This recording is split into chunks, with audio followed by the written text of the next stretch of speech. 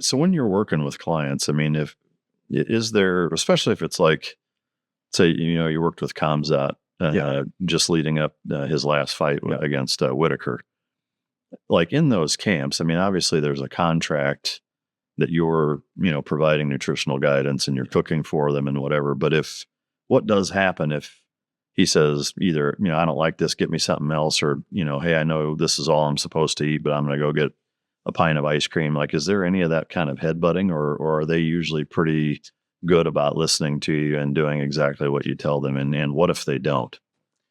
Well, yeah, that's a good question. I think communication is very important. So like there's the science and there's the individual. I think a good coach will put together those two aspects and present you with food that will not just be nourishing or good on a performance standpoint for you, but also you like. So the likelihood of dropping out of the protocol is smaller. Yeah. So I try to focus a lot on that type of communication. And I like to work with people that are coachable.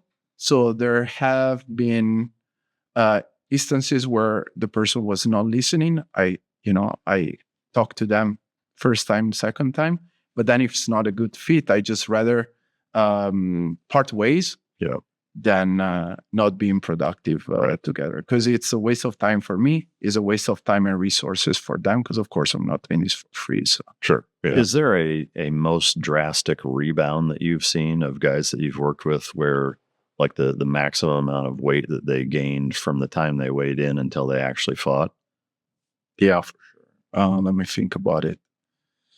And I guess since you've worked with, we'll use Khamzat as the closest example, because Arman, I assume, didn't even make the weight, or did he? Or no, he didn't. We didn't even almost try, because he had this back issue that prevent us from actually going through the weight cut.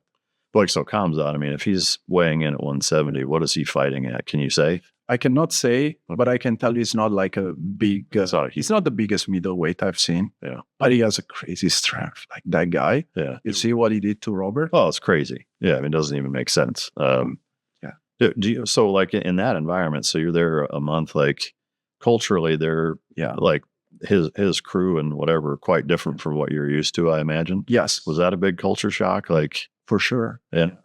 They were very nice to me, like very, very respectful. But you need to understand they have a different sense of humor compared to us. Many jokes we do on everyday life, they don't do. Really? Yeah. Like they don't fuck with each other? I guess they do in their own way. I couldn't really understand, because they don't even I don't talk Russian.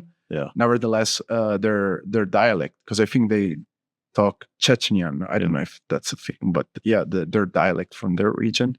They were very nice to me. I couldn't understand 99% of what they were saying to each other, but a little bit of hand gesture, a little bit like spasiba, this stuff, like thank you, this stuff. I guess, we got the job done. So. Yeah.